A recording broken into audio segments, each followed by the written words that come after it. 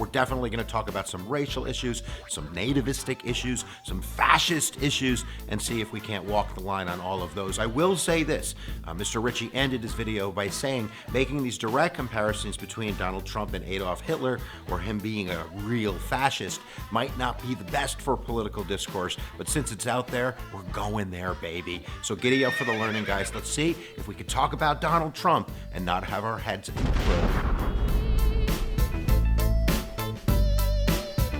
So Tom made a really great video kind of in this comparison between Hitler and Trump, which is called Godwin's Law. Everything on the internet eventually ends up bringing in Hitler. But some have argued that, while that usually goes away, the more we talk about it, the more connections that we might find. But his first point is spot on. Hitler killed millions, Trump ticked off millions. And that's like 99% of being Adolf Hitler. So if anything, and we're making any comparisons, we're working within that 1% and not the 99%. So I think that's really important to point out. But I do take issue with some of the knockdowns on the comparison where I think there's a little bit more there.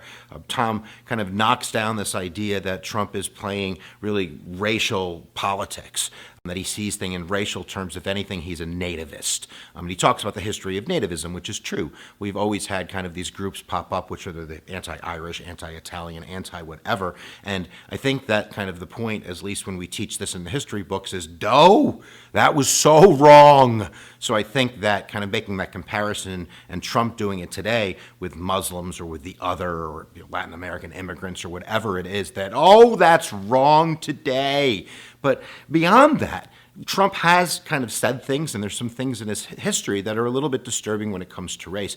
Language, I would point that out. When you hear Mr. Trump talk about ethnicities, he doesn't talk about individuals. He doesn't say, well, there was an African American. He says, I have a great relationship with the blacks. I've always had a great relationship with the blacks. The blacks, the Muslims, the Jews. And I think that that's kind of a disturbing peek into his mindset on kind of his paradigm of how he sees people in general. He sees them in groups maybe before he sees them in individuals. And he's talked about genetics in kind of a disturbing way. He gave an interview once, and I'll throw it up on the wall really quick, where he talks about his own DNA. So you can watch that right now.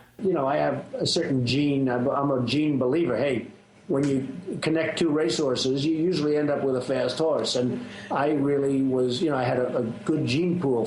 So if he's a good racehorse, who's a bad racehorse? That's what I want to know. So I think that that's disturbing. His father, and it's maybe not the best idea always to kind of lace somebody who their parent is, but he loves his father. He's never talked ill about his father.